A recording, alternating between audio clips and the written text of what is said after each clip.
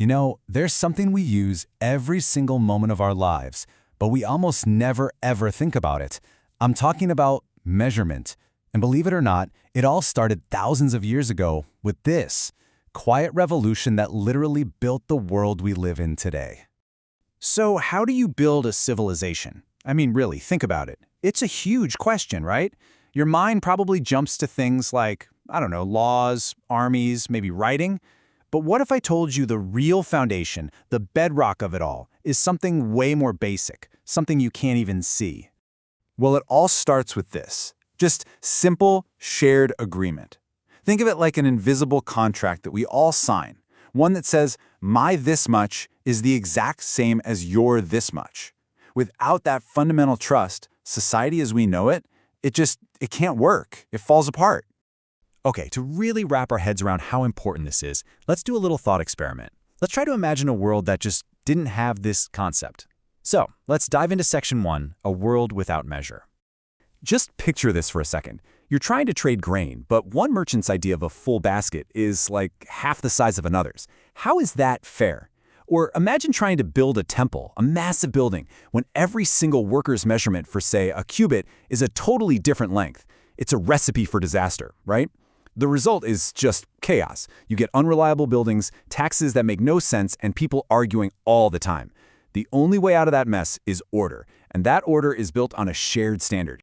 So who were the brilliant minds who figured this out? Who brought order to all that chaos? Well, let's move on to section 2 and meet them. We're talking about the ancient Sumerians, way back in Mesopotamia, who came up with an idea that was, for its time, absolutely radical. And their solution was standard measurement.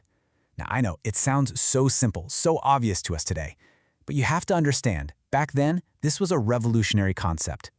The real genius wasn't just coming up with units, it was getting everybody to agree on exactly what those units meant.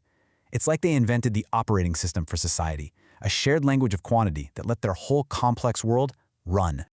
Okay, so what did the system actually look like day to day? You know, on the ground. Let's get into the nitty-gritty in our third section, the first units. And what's so impressive is how comprehensive their system was. I mean, they really thought of everything.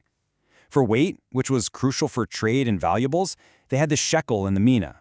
For capacity, think grain, liquids, beer. They used the log and the homer. And of course, for length, for all their construction and land mapping, they had the cubit and the foot. It was a complete framework for their whole society. So let's start with weight, because this one's a big deal. You got to remember, this is a time before coins. So things like silver weren't just materials, they were the money. This meant that having an accurate, agreed-upon unit like the shekel was absolutely essential. I mean, a tiny difference in weight could be a massive difference in value. We're not just talking about fair trade here, we're talking about the stability of their entire economy. Right, but you can't weigh everything, can you? Especially not everyday stuff like grain, or oil, or very importantly, beer.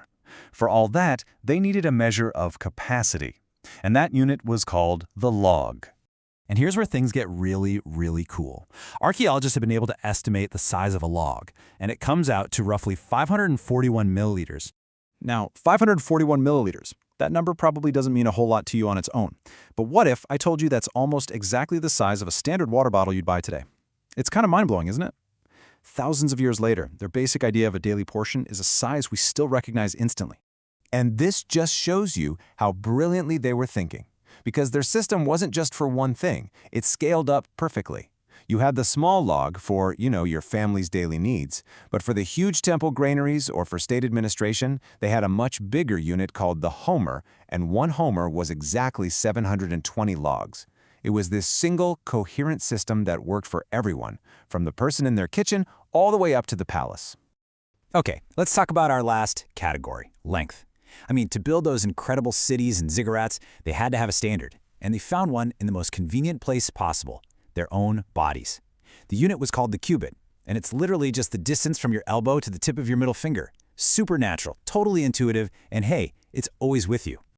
But here's where their genius really kicks in. They didn't just stop with one simple measurement from the body. Nope. They also standardized a smaller unit, what we now call the Sumerian foot.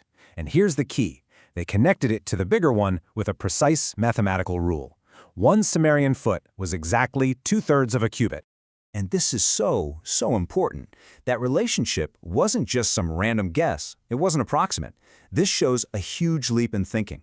The Sumerians weren't just measuring stuff anymore, they were building an organized, logical system based on mathematical ratios. This is pretty much the birth of applied math in the real world. So what's the big takeaway from all this? What's the lasting impact of this quiet little revolution? Well, that brings us to our final section, the legacy of the ruler. And I mean that in more ways than one. The second you get everyone to agree on measurement, literally everything changes. Suddenly you can have fair markets and complex trade, you can support massive engineering projects and incredible architecture. It allows you to have an organized government that can actually collect taxes fairly. It even forms the foundation for science and keeping accurate records. It creates that shared language of quantity, which is really the bedrock of all civilization. I mean, you can draw a straight line from them to us. That fundamental idea, just getting everyone to agree on what a certain quantity means, is the direct ancestor of every single unit we use today. Every kilogram, every liter, heck, every megabyte. It all started right there with them. And that leaves us with one last big question to chew on. The Sumerians built their world on these newly created, visible standards of weight, capacity, and length. So it makes you wonder, right? What are the invisible standards we're all agreeing on right now that future civilizations will look back on as their foundation?